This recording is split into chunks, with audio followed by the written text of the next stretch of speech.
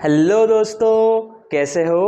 आज हम स्टार्ट करेंगे हमारी third colligative property, depression in freezing point. तो सबसे पहले एक और बार मैं तुम्हें बता देता हूं कि कोलिगेटिव प्रॉपर्टी का मतलब क्या होता है। कोलिगेटिव प्रॉपर्टी ऐसी प्रॉपर्टी होती है जो सिर्फ और सिर्फ सोल्यूट की कंसंट्रेशन पे डिपेंड करती है, सिर्फ और सिर्फ सोल्यूट की कंसंट्रेशन पे। सोल्यूट कौन सा है इस चीज पे डिपेंड नहीं करेगी, टाइप ऑफ सोल्यूट पे डिपेंड नहीं करेगी, कोई सा भी डालो। अगर कंसंट्रेशन सब में सेम है तो उस प्रॉपर्टी की वैल्यू भी सब में सेम रहेगी। हमने दो कोलिगेटिव प्रॉपर्टी देखी इससे पहले। नंबर 1 थी relative lowering of vapour pressure. होता क्या है कि अगर हम प्योर सॉल्वेंट रखें तो उसका जो वेपर प्रेशर है, और जब उस सॉल्वेंट में हमने एक नॉन वोलेटाइल सोल्यूट डाल दिया तो जो सॉल्यूशन बना उसका वेपर प्रेशर कम हो जाता है, लोअरिंग ऑफ वेपर प्रेशर। उसके बाद हमने सेकंड कोलिगेटिव प्रॉपर्टी देखी एलिवेशन इन बॉइलिंग पॉइंट, कि पहले जो बॉइलिंग पॉइंट था प्योर सॉल्वेंट का, और अब उस सॉल्वेंट में जब हमने एक नॉन वोलेटाइल सोल्यूट डाल दिया तो जो सॉल्यूशन बना उसका जो बॉइलिंग पॉइंट है वो ज्यादा होगा, एलिवेशन इन बॉइलिंग पॉइंट। और सेम कहानी यहाँ पे डिप्रेशन इन फ्रीजिंग पॉइंट। तो अगर तुमने एलिवेशन इन बॉइलिंग पॉइंट वाली वीडियो अच्छे से देखी है तो इसे समझने में बिल्कुल प्रॉब्लम नहीं आएगी, ठीक है। तो उसे पहले जाके अच्छे से देखना। अच्छा, अब इसकी बात कर लेता हूं मैं। तो depression in freezing point, depression मतलब कम हो जाना, फ्रीजिंग पॉइंट का कम हो जाना।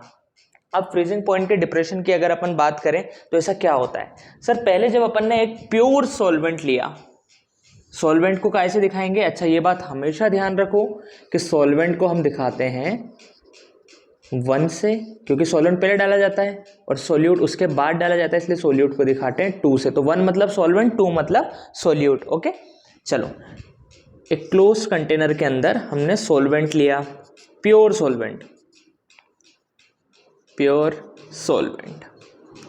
तो इस टाइम पे सर ये वेपर फेज में भी आएगा, क्योंकि सॉल्वेंट कैसा है हमारा, वोलेटाइल है। सॉल्वेंट वोलेटाइल है और सोल्यूट नॉन वोलेटाइल है। तो सर ये वेपर फेज में आएगा तो कुछ ना कुछ प्रेशर लगाएगा, और प्योर सॉल्वेंट के प्रेशर को क्या बोलेंगे, P1 नॉट। 1 मतलब तो सॉल्वेंट का और नॉट मतलब प्योर सॉल्वेंट का। क्लियर है बात। प्योर सॉल्वेंट का वेपर प्रेशर ये रहेगा। तो इस टाइम कुछ फ्रीजिंग पॉइंट रहा होगा, सपोज 10 डिग्री सेल्सियस, ठीक है। इस सॉल्यूशन का, इस सॉल्वेंट का जो फ्रीजिंग पॉइंट है वो 10 डिग्री सेल्सियस पे ये फ्रीज हो जाता है। लेकिन जब हमने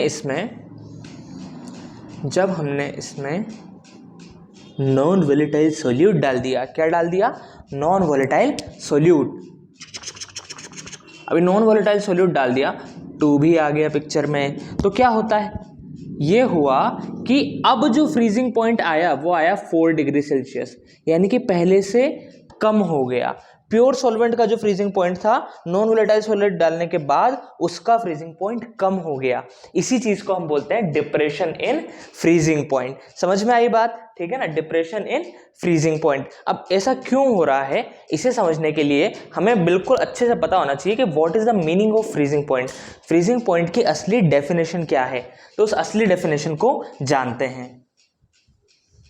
जिस तरीके से हमने बॉइलिंग पॉइंट की डेफिनेशन देखी थी कि ऐसा टेम्परेचर जिस पे वेपर प्रेशर लिक्विड का इक्वल हो जाए एटमॉस्फेरिक प्रेशर के, उसी तरह की फ्रीजिंग पॉइंट की भी डेफिनेशन है। जानते हैं definition of freezing point,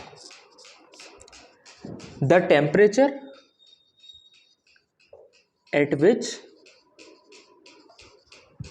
vapour pressure of liquid phase, हमारा जो लिक्विड है उसका जो वेपर प्रेशर आएगा becomes equal to vapour pressure of solid phase. Sir नहीं आई बात समझ में, अभी समझ में आएगी। देखो ट्रिकी है, ध्यान से समझना, बिल्कुल आएगी समझ में। हुआ क्या कि हमने जो सॉल्वेंट लिया था, ठीक है, इसका जो वेपर प्रेशर है, और इस सॉल्वेंट को तुम पहले फ्रीज कर दो, फ्रीज कर दिया, इसका सॉलिड फॉर्म ले लिया हमने, इसकी हमने सॉलिड फॉर्म ले ली। तो ऐसा टेम्परेचर जब इस सॉलिड फॉर्म का वेपर प्रेशर और इस लिक्विड फॉर्म का वेपर प्रेशर इक्वल हो जाए तो हम बोलेंगे उस पॉइंट को फ्रीजिंग पॉइंट। उस टेम्परेचर पे आते ही ये जो लिक्विड है ये सॉलिड में कन्वर्ट होने लग जाएगा। सर और अच्छे से समझते हैं, देखो अगर मैं ग्राफ ड्रॉ करूं वेपर प्रेशर वर्सेस टेम्परेचर का, ठीक है, ये पार्ट विजिबल है तुम्हें? अगर मैं ग्राफ ड्रॉ करूं वेपर प्रेशर वर्सेस टेम्परेचर का, सबसे पहले बात कर लेते हैं सॉलिड फेज की, कि जब अपना सॉल्यूशन सॉलिड हो, सॉलिड कर रखा है अपन ने बहुत कम टेम्परेचर में, है ना, बहुत कम टेम्परेचर में बात कर रहे हैं हमने, सॉलिड कर रखा है। तो अगर मैं सॉलिड फेज की बात करूं तो शुरुआत में सपोज यहाँ थे, अब जैसे जैसे टेम्परेचर बढ़ाते जाएंगे तो सर इसका वेपर प्रेशर बढ़ता जाएगा, ये तो हमें पता है। टेम्परेचर बढ़ेगा तो और ज़्यादा पार्टिकल्स वेपर फेज में जाएंगे तो और ज़्यादा वेपर प्रेशर बढ़ेगा। तो ये तो बात हुई सॉलिड फेज की, और इसमें बहुत कम टेम्परेचर में बातें होती है, ज़्यादा टेम्परेचर पे तो ये लिक्विड में कन्वर्ट हो जाएगा ना, मेल्ट हो जाएगा। अब बात करते हैं लिक्विड फेज की। तो सर लिक्विड फेज में सपोज करो अभी हम यहाँ पे हैं, ठीक है। अब जैसे जैसे टेम्परेचर बढ़ाते हैं वेपर प्रेशर बढ़ता है, ये भी हमें पता है, बॉइलिंग पॉइंट में देखा था। क्या देखा था कि सर जैसे जैसे टेम्परेचर बढ़ाते जाएंगे वेपर प्रेशर बढ़ता जाएगा, क्योंकि जैसे जैसे टेम्परेचर बढ़ेगा ज़्यादा पार्टिकल्स वेपर फेज में आएंगे और ज़्यादा प्रेशर लगाएंगे। लेकिन अगर मैं उल्टा करूं, टेम्परेचर को कम करूं, तो टेम्परेचर को अगर मैं कम करूं, ये किसका है? लिक्विड फेज का। और किसका liquid phase? Pure solvent, pure solvent का लिक्विड फेज का नज़ारा है ये। तो भाई अगर हम टेम्परेचर बढ़ा रहे हैं, वेपर प्रेशर कम हो रहा है, तो टेम्परेचर कम करेंगे तो वेपर प्रेशर कम होता जाएगा। जैसे जैसे टेम्परेचर बढ़ रहा है वेपर प्रेशर बढ़ेगा, तो टेम्परेचर कम करेंगे तो वेपर प्रेशर कम होता जाएगा। तो सर जैसे जैसे अपन टेम्परेचर कम करते हैं वेपर प्रेशर कम हुआ कम हुआ कम हुआ कम हुआ कम हुआ कम हुआ, एक टाइम ऐसा आया, एक टेम्परेचर ऐसा आया, इस टेम्परेचर पे लिक्विड फेज का वेपर प्रेशर और सॉलिड फेज का वेपर प्रेशर इक्वल हो गया। देख लो दोनों के ग्राफ इंटरसेक्ट कर गए। इस टेम्परेचर पे लिक्विड फेज का वेपर प्रेशर और सॉलिड फेज का वेपर प्रेशर सेम हो गया, दोनों के ग्राफ इंटरसेक्ट कर दे, यानी कि ये ही पॉइंट कहलाता है फ्रीजिंग पॉइंट। और ये किसका फ्रीजिंग पॉइंट है? प्योर सॉल्वेंट का, तो इसे लिखेंगे TF0। तो फ्रीजिंग पॉइंट समझ में आया, एक ऐसा टेम्परेचर जिस पे सॉलिड फेज का वेपर प्रेशर और लिक्विड फेज का वेपर प्रेशर इक्वल हो जाए। इस टेम्परेचर पे आने के बाद ये जो लिक्विड है ये सॉलिड में कन्वर्ट होता जाएगा, फ्रीज होने लग जाएगा। बात समझ में आई? सॉलिड फेज का वेपर प्रेशर इक्वल हो गया लिक्विड फेज के कब? जिससे जो टेम्परेचर कम किया, एक टाइम ऐसा आया जब दोनों इक्वल हो गए, तो उसी टेम्परेचर को हम बोलते हैं फ्रीजिंग पॉइंट। लेकिन अब हमने पाप किए, क्या पाप किए कि सर इसके अंदर नॉन वोलेटाइल सॉल्यूट डाल दिया, नॉन वोलेटाइल सॉल्यूट डाल दिया। अब नॉन वोलेटाइल सॉल्यूट डालने से क्या हुआ? वेपर प्रेशर कम हो गया। सर पहले वेपर प्रेशर इतना था, अब कम होके इतना हो गया, कुछ उसी टेम्परेचर पे इतना हो गया। इसका मतलब सर इसका वेपर प्रेशर बढ़ाएंगे, टेम्परेचर बढ़ाएंगे तो वेपर प्रेशर बढ़ेगा, और बिल्कुल पहले जैसे ही बढ़ेगा। क्यों? क्योंकि सॉल्यूट तो नॉन वोलेटाइल है, वो तो वेपर में जाएगा नहीं। तो ये बात है लिक्विड फेज किसका? सॉल्यूशन का। अब उसमें सॉल्यूट भी डल गया ना, तो वो सॉल्यूशन हो गया, ये तो प्योर सॉल्वेंट था। समझ में आई बात? तो सर जैसे ही हमने उसमें सॉल्यूट डाला उसका वेपर प्रेशर कम हो गया। अब वेपर प्रेशर कम हो गया, हम इसे भी फ्रीज करना चाहते हैं, तो ये कब फ्रीज होगा? जब इसका वेपर प्रेशर इक्वल होएगा सॉलिड फेज के वेपर प्रेशर के। तो सर यहाँ तो कहीं इक्वल हो नहीं रहा है, यहाँ तो ग्राफ इंटरसेक्ट नहीं कर रहा है, तो चलो टेम्परेचर कम करते हैं। टेम्परेचर कम करेंगे कम करेंगे कम करेंगे कम करेंगे कम करेंगे कम करेंगे, एक ऐसा टेम्परेचर आएगा जब दोनों का ग्राफ इंटरसेक्ट कर जाएगा, मतलब दोनों का वेपर प्रेशर सेम। देखो इस टेम्परेचर पे सॉलिड का और लिक्विड का वेपर प्रेशर सेम हो गया, तो ये हो गया हमारा नया फ्रीजिंग पॉइंट। ये था freezing point of pure solution, freezing point of pure solvent. जब केवल सॉल्वेंट था तो उसका फ्रीजिंग पॉइंट यहाँ पे आ गया था, लेकिन जैसे ही हमने उसमें क्या डाला? नॉन वोलेटाइल सॉल्यूट, तो वेपर प्रेशर कम हुआ, और कम होते होते होते होते जैसे जैसे टेम्परेचर कम करते गए यहाँ पे जाके वो फ्रीज हुआ, तो ये क्या हो गया? Freezing point of solution. तो देखो पहले फ्रीजिंग पॉइंट इतना था, अब इतना कम हो गया। क्या फ्रीजिंग पॉइंट कम हो गया, उसी को तो बोलते हैं डिप्रेशन इन फ्रीजिंग पॉइंट। समझ में आई बात? ठीक है, नोट कर लो, ये डेफिनेशन नोट करना और ये ग्राफ नोट करना। ये ग्राफ वेरी इंपॉर्टेंट, समझ में आया होगा पूरा ग्राफ? ठीक है, नोट कर लो। 1 2 3 चलो।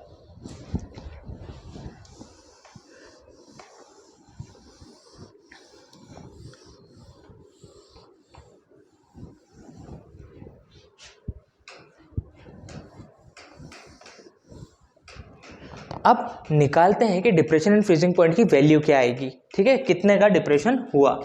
तो मुझे बताओ कि पहले सपोज 10 डिग्री सेल्सियस पे वो फ्रीज हो जा रहा था। ठीक है, डिप्रेशन एंड फ्रीजिंग पॉइंट, पहले वो 10 डिग्री सेल्सियस पे हो जा रहा था, अब कम हो गया, वो टेम्परेचर हो गया 4 डिग्री सेल्सियस। तो बताओ कितने से वो डिक्रीज हुआ, फ्रीजिंग पॉइंट कितने टेम्परेचर से डिक्रीज हुआ, 6 से हुआ। कैसे किया सर, पहले वाली वैल्यू माइनस अब वाली वैल्यू। तो पहले वैल्यू कितनी थी फ्रीजिंग पॉइंट की, TF, अच्छा इसे डेल्टा TF बोल देते हैं, डेल्टा TF, यानी कि कितने से वो कम हुआ, डिप्रेशन कम कितने से हुआ वो।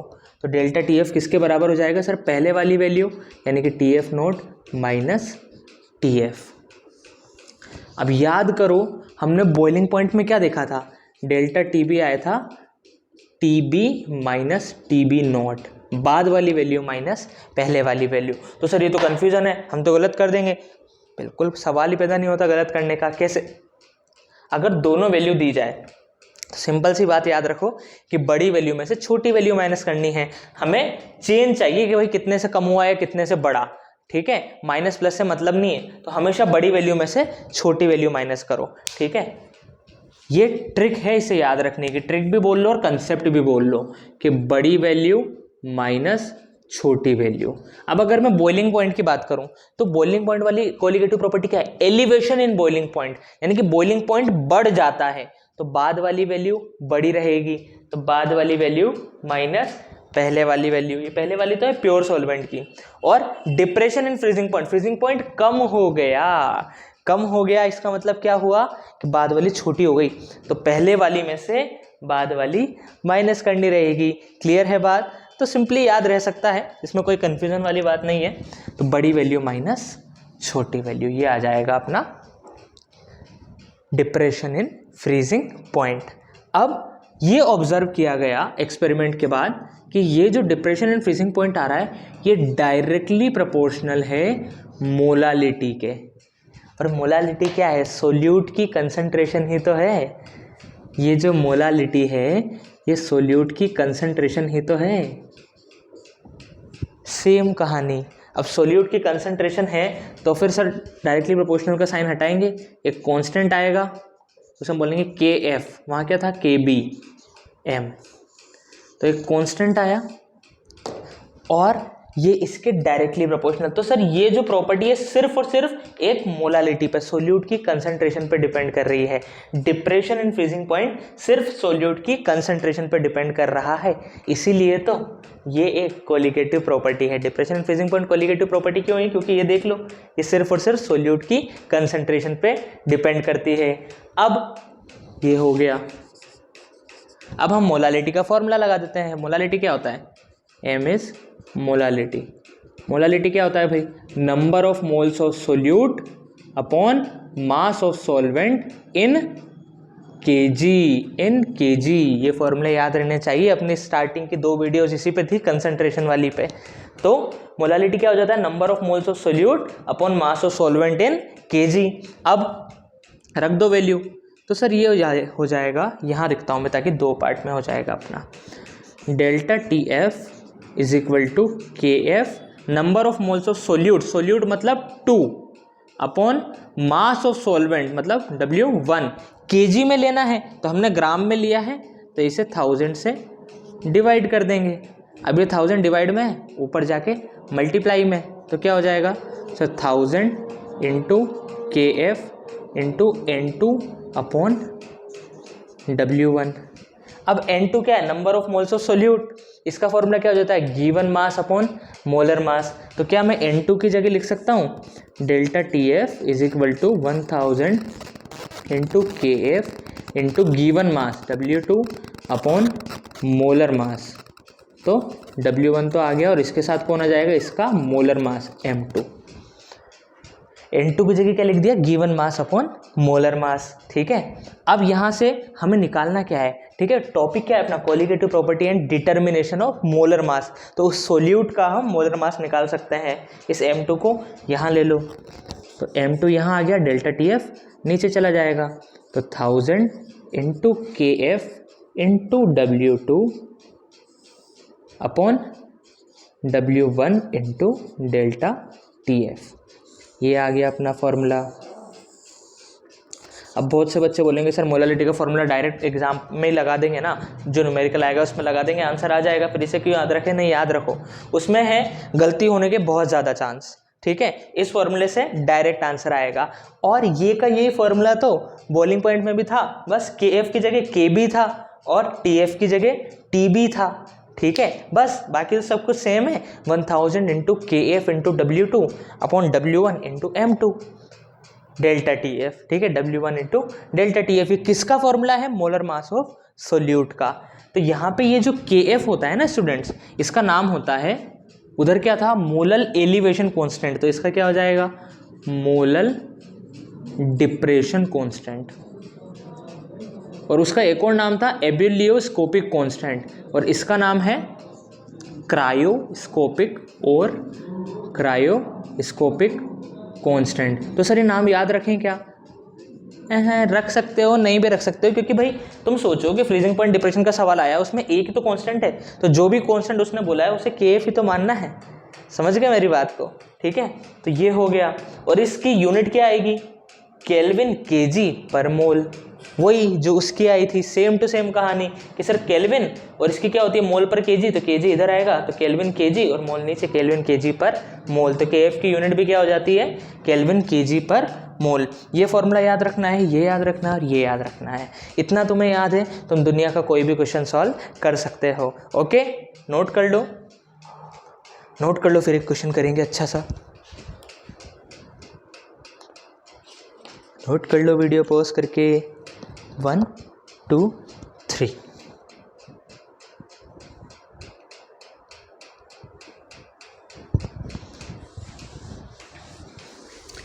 अब इसमें देखो एक फॉर्मूला और दिया है NCERT वालों ने, KF और KB निकालने का, delta fusion, delta heat fusion में और इसमें, तो वो आज तक पूछा नहीं गया है। फालतू बस कि हाँ भाई दिया है इसलिए लिखेंगे, नहीं लिखेंगे, कोई ज़रूरत नहीं है। ठीक है, इतनी रिस्क लेनी होती है हमें, फालतू नोट्स थोड़ी ना भरेंगे। तो क्वेश्चन है 45 gram of ethylene glycol, ethylene glycol organic में पढ़ेंगे, बड़ा ही मज़ेदार कंपाउंड है, C2H6O2 is mixed with 60 gram of water, 60 gram of water. Calculate number 1 depression in freezing point, depression in freezing point. Number 2 freezing point of the solution, freezing point of the solution. और given है KF for water 1.86 kelvin kg पर मोल। ठीक है, तो चलो देखते हैं। सबसे पहले ये पता लगाते हैं कि सोल्यूट कौन है, सॉल्वेंट कौन है। सबसे पहली बात देखो, 45 ग्राम तो इथाइलिन ग्लाइकोल दे रखा है, 60 ग्राम वाटर का दे रखा है, तो ज़्यादा कौन है? ये। तो ऑब्वियसली सॉल्वेंट कौन होगा? ये। और वाटर जब भी दिया जाए 99% केस में वाटर ही सॉल्वेंट होता है, तो ये सोल्यूट है। तो given mass of solute 45 gram. Molar mass भी निकाल सकते हैं अपन सोल्यूट का, कितना हो जाएगा sir? 12 into 2 plus 1 into 6 plus 16 into 2, यानी कि 24 प्लस 6 30 और 32 62 ग्राम। इसके बाद गिवन मास ऑफ सॉल्वेंट भी दे रखा है 60 ग्राम।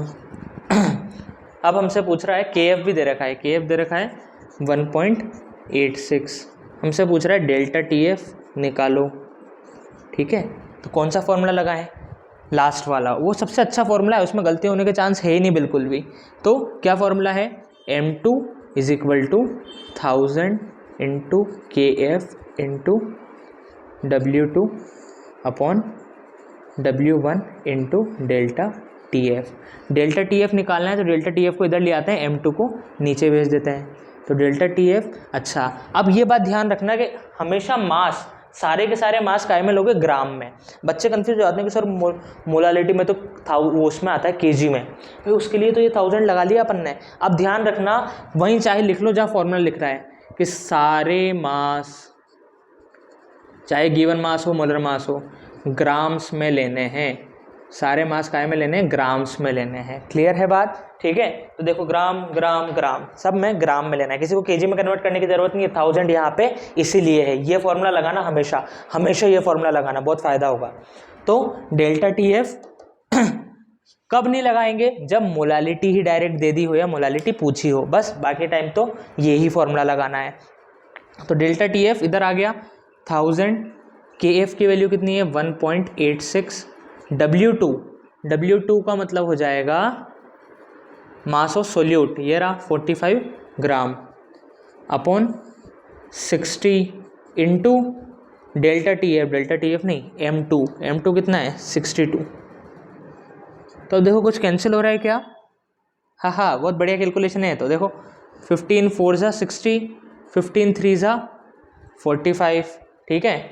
और ये देखो इसे हटाएंगे तो नीचे 100 आएगा, तो 100 से 2 0 कैंसिल। अब देखो मुझे यहाँ से दिख रहा है कि यार 62 के टेबल में 186 आता है, कैसे देखा? 18, तो 6 3 ज़ा 18 और 2 3 ज़ा 6, तो मुझे यहीं से दिख गया कि यार ये 3 टाइम्स कैंसिल हो जाएगा। तो क्या बचा? Delta TF is equal to 3 3 ज़ा 9 इंटू 10 90 अपॉन 4, तो ये हो जाएगा 4 2 ज़ा 8, 10 बचा। कुछ गलती हो गई क्या?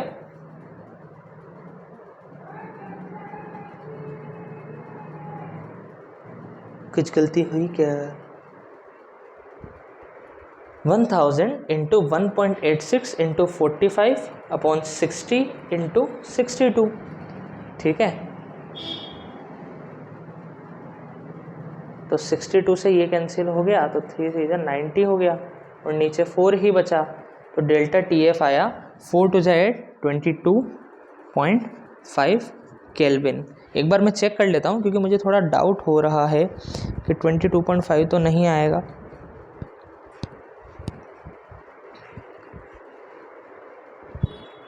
कहाँ गलती हुई है?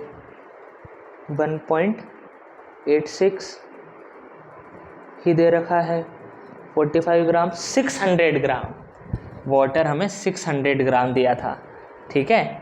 क्योंकि देखो मुझे कैसे पता चला कि गलती हुई कि जो डेल्टा TF आता है ना वो इतना बड़ा नहीं आएगा कभी भी, वो 2 पॉइंट समथिंग 0 पॉइंट समथिंग ऐसा आएगा। तो ये ध्यान रखना, तुम भी चेक कर सकते हो। हमने कैलकुलेशन बिल्कुल सही की थी, हमने क्वेश्चन गलत नोट कर लिया था। तो 600 ग्राम ऑफ वाटर, तो यहाँ 600 आएगा, तो यहाँ भी 600, तो नीचे 40 हो जाएगा, 1 0 से 1 0 कैंसिल, तो ये आएगा 2.25, है ना। तो हमेशा ध्यान रखना कि ये जो चेंज आएगा छोटू सा आता है, 2.25 केल्विन। तो ये अपना फर्स्ट क्वेश्चन तो हो गया। अब सेकंड क्वेश्चन में क्या पूछ रहा है कि अब जो सॉल्यूशन बना उसका फ्रीजिंग पॉइंट, तो उसे कैसे निकालेंगे? देखो डेल्टा TF क्या हो जाएगा सर, पहले वाली वैल्यू माइनस अब वाली वैल्यू इक्वल टू 2.25। तो सर पहले प्योर सॉल्वेंट का फ्रीजिंग पॉइंट पता है क्या? प्योर सॉल्वेंट क्या था? पानी ही था। पानी का फ्रीजिंग पॉइंट क्या होता है? 0 डिग्री सेल्सियस, और केल्विन में बात करूँ तो 273.15। ये पता है ना कि केल्विन में जो टेम्परेचर होता है वो होता है डिग्री सेल्सियस प्लस 273.15। तो फ्रीजिंग पॉइंट होता है 0, तो 0 प्लस 273, तो वाटर का फ्रीजिंग पॉइंट कितना हो गया? 273.15 minus TF is equal to 2.25। इस माइनस TF को उधर भेजेंगे, ये इधर माइनस में आ जाएगा, तो TF कितना आ जाएगा? 273.15 माइनस 2.25। अब देख लो 273.15 माइनस 2.25, 5 में से 5 गया 0, 11 में से 2 गया 9, 2 में से 2 गया 0, तो 270.9।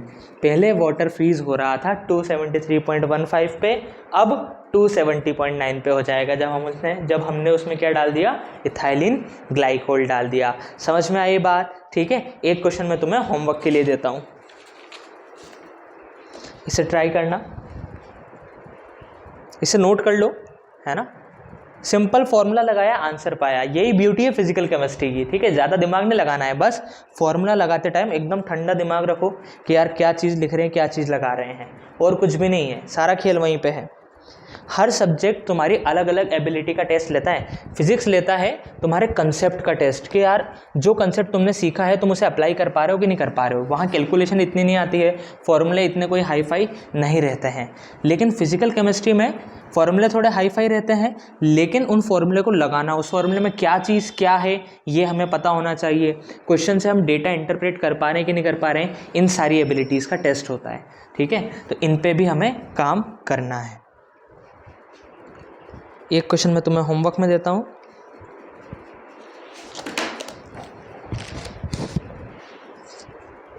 वन ग्राम ऑफ अच्छा एक minute, 1 gram of a non electrolyte solute dissolved in 50 gram of benzene. This lowered the freezing point of benzene by 0.4 kelvin. तो मैं दे रखा है freezing point depression constant of benzene is equal to 5.12 kelvin KG per mole. Question पूछा है find the molar mass of solute. Find the molar mass of solute. Molar mass solute का तुम्हें find करना है। ओके, चलो note कर लो और इसे घर पे ट्राई करना। कुछ भी नहीं बताऊंगा मैं, एक भी हिंट नहीं दे रहा हूँ, थोड़ा सा दिमाग लगाना। This lowered the freezing point by का मतलब ये जो 0.4 केल्विन है ये क्या है, TF है। TF नोट है कि डेल्टा TF है, क्या है पता लगाना है इसका। ठीक है, बाय बाय।